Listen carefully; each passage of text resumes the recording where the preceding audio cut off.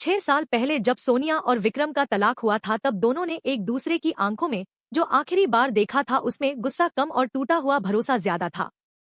सोनिया उस वक्त नई नई इंस्पेक्टर बनी थी और सख्त थी, जबकि विक्रम एक छोटे किसान का बेटा था जो अपने सपनों को जमीन पर बोता था। मगर हालात की बारिश अक्सर साथ नहीं देती थी। दोनों की दुनिया अलग थी और शायद यही वजह थी कि उनका रिश्ता भी धीरे धीरे दरक गया।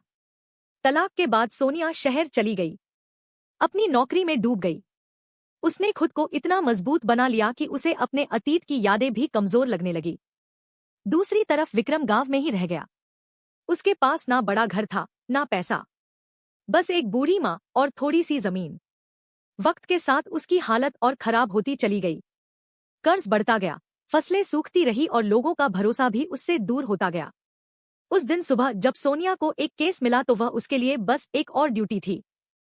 रिपोर्ट में लिखा था, गांव में एक आदमी पर चोरी और धोखाधड़ी का आरोप है जिसे तुरंत गिरफ्तार करना है। सोनिया ने फाइल खोली। नाम पढ़ते ही उसकी उंगलियां ठिठक गई। विक्रम। एक पल के लिए उसका दिल जैसे रुक गया, लेकिन अगले ही पल उसने खुद को संभाल लिया। ड्यूटी पहले, उसने खुद से कहा और टीम के साथ गांव के लिए निकल पड़ी।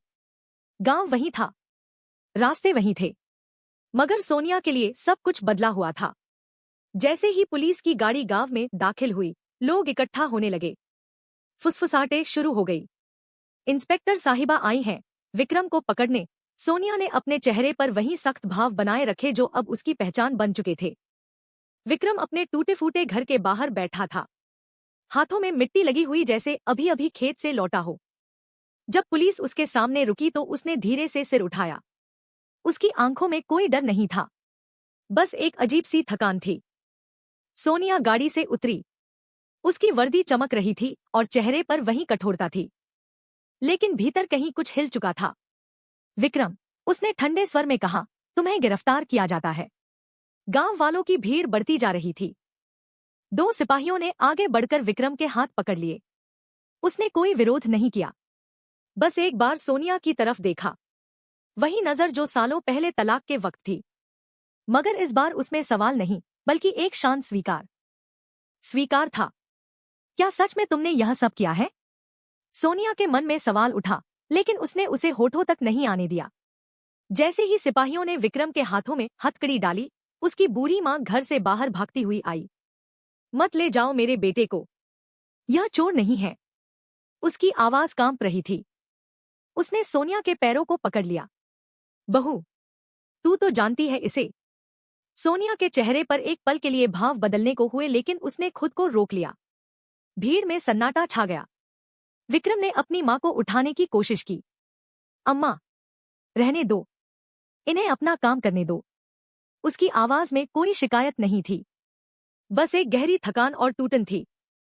सोनिया ने एक पल के लिए उसकी आंखों में देखा और उस नजर में जैसे 6 साल की दूरी एक साथ सिमट आई। विक्रम को जीप तक ले जाया जा रहा था, तभी भीड़ में से एक दुबला-पतला लड़का घबराते हुए आगे आया। साहिबा, 1 मिनट, बस 1 मिनट। वह हाँफ रहा था। सोनिया ने भौहें सिकोड़कर उसकी तरफ देखा।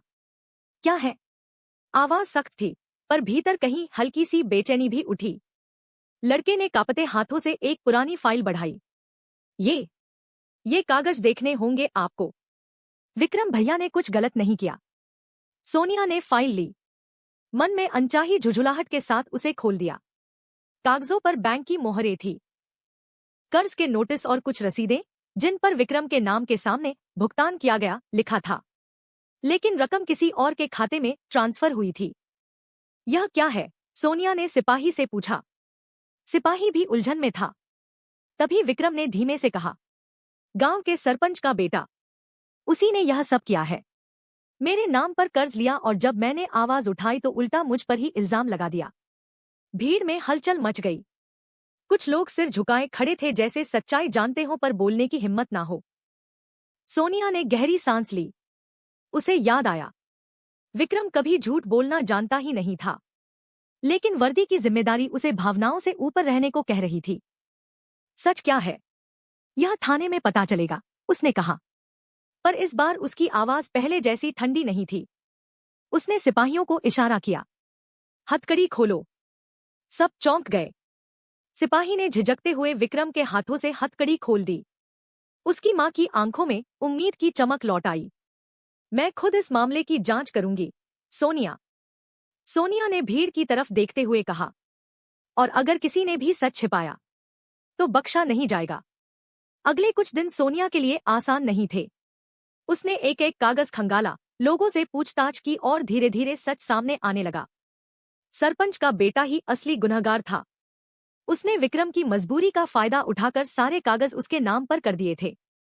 जब सच्चाई खुलकर सामने आई तो पूरा गांव इकट्ठा था।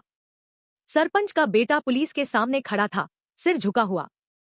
सोनिया ने उसे गिरफ्तार करने का आदेश दिया। भीड़ में सन्नाटा था।